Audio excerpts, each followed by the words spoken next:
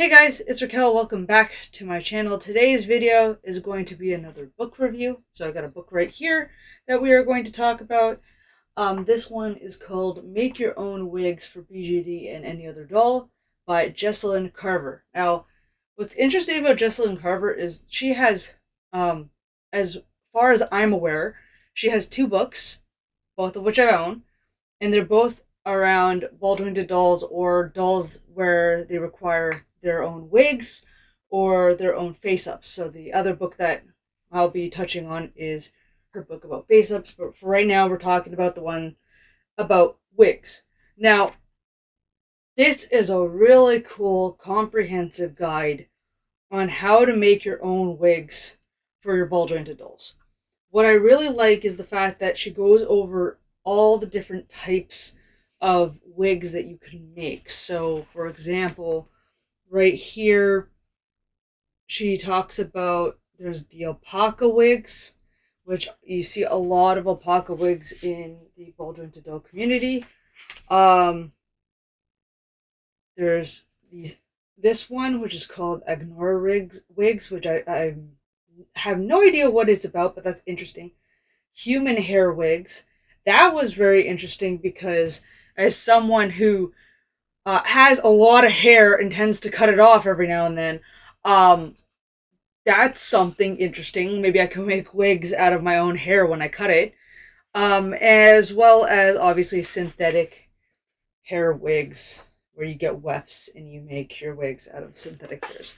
And so she goes through all the different types, what they're about, how to manage them, and one of the great things is, like, for example, chapter 2, how to wash um raw animal hair, to prep it, different, like they talk about how you dye specific hairs if you want it to be a different color, um making wig caps. This one's a really cool one because it shows you how to make a wig cap, and usually these wig caps are hard, they're not the stretchy ones, but I thought that was very interesting because sometimes, you can't get your hands on a wig cap for dolls that is that small, or you want it to be a firm wig cap instead of a stretchy one.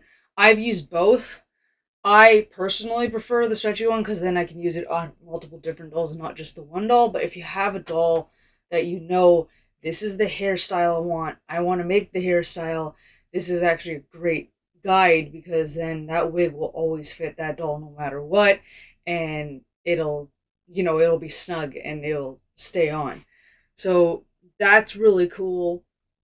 They talk about, like, attaching the hair. What I really like is, like, showing kind of like what type of direction to go in, and if you want different colors and stuff, and ponytails and stuff. And so it goes through how to go about, like, setting it all up so it looks like a really nice wig. And she teaches how to root as well, because that's another technique, which is rooting. I've never tried it. Granted, I've only made one wig so far, and I don't know if you can see him, but I have a little deer in the case back here, and I made his wig out of faux fur, and trying to sew that with how much fur there was insane, because his head's really, really tiny.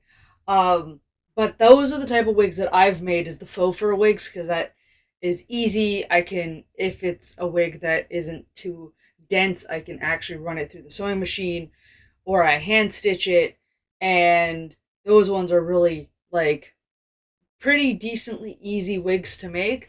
I have alpaca hair. I got it from a friend of mine, Nerdy Doll Girl, and she gave me a bag of alpaca hair. So I have it still in my crafting room, ready to be washed and, you know, do this process. I just haven't had the time.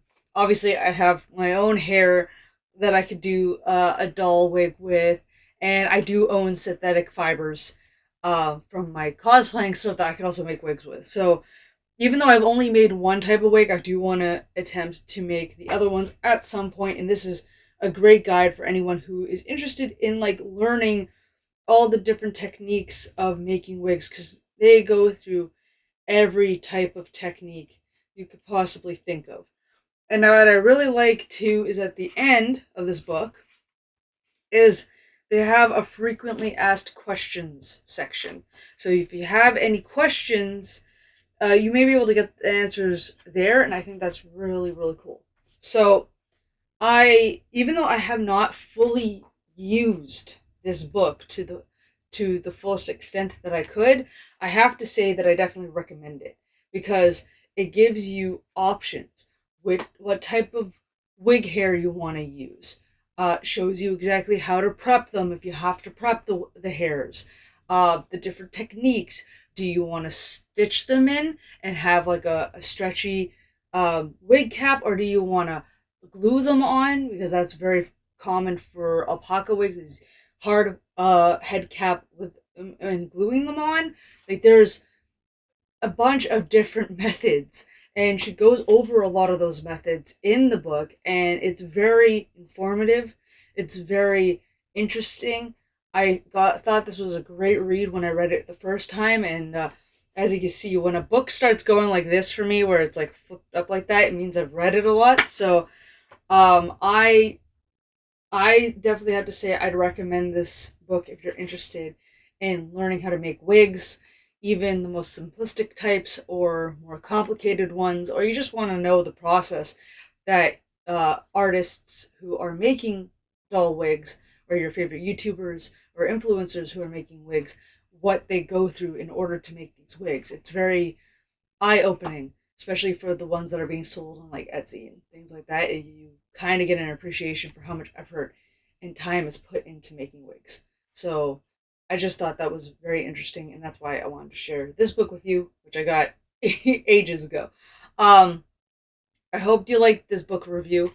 Um, I definitely will show you guys any wigs that I potentially make. Hopefully by then my crafting room, like, my crafting room will definitely be done by then, where hopefully I'll be able to film it and film the process so you guys can watch as I do it, or even interact if I end up streaming it. But yeah, that's kind of it for today's video. I hope you enjoyed, and as always, my friends and family, I'll see you guys in the next one. Bye, everybody!